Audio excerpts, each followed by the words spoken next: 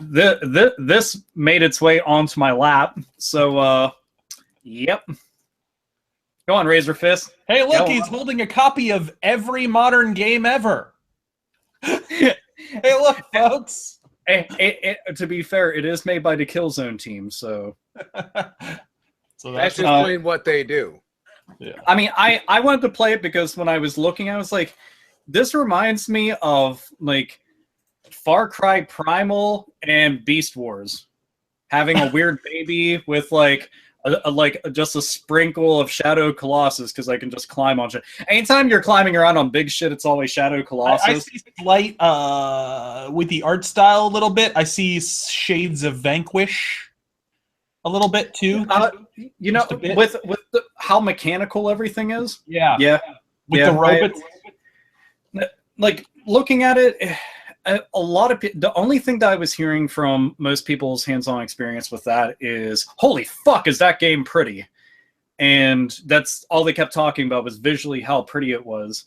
Everybody said the storyline was extremely forgettable and bland. I expected no less because if you played a Killzone game, you didn't remember the story. You're not fascinated by the travails of Amorphous Box Factory number 1363? No? They were like, hey, what if we had Nazis, but they weren't Nazis? I'm like... Then they'd be the Naz.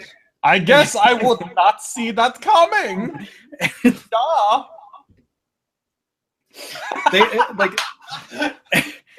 That was one good step over the line. I personally, I liked Killzone 2. I hated 1. 1 is horrible. It is such a shit game. If anybody out there's like, no, Killzone 1 is really good. Like, okay, so let me get this straight. The things that are like keeping you from moving around the stage are like waist high, and you can't jump over them. So you're having to walk around an extremely linear line to go and get to another point. And they kept on marketing it as a Halo killer. Don't ever market your game as the blank killer, because you will always live in the shadow of the game that you're trying to best. And that's what it did.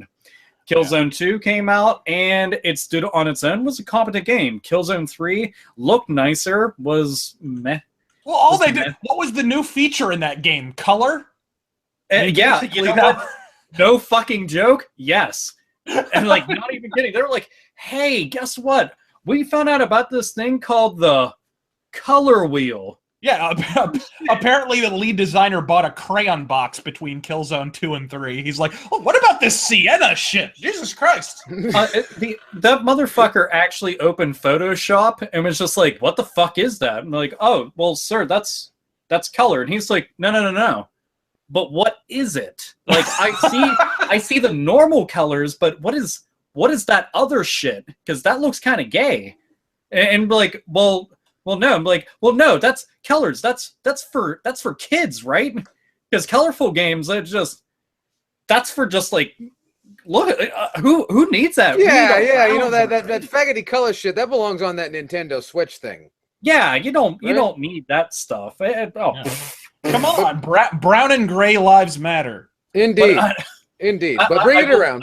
I'll at least give Horizon credit.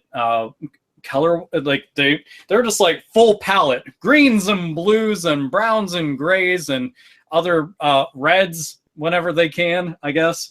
But it's a visually nice game. I'm excited to try it out whenever the fuck I get a chance, because that backlog keeps on building. Backloggery.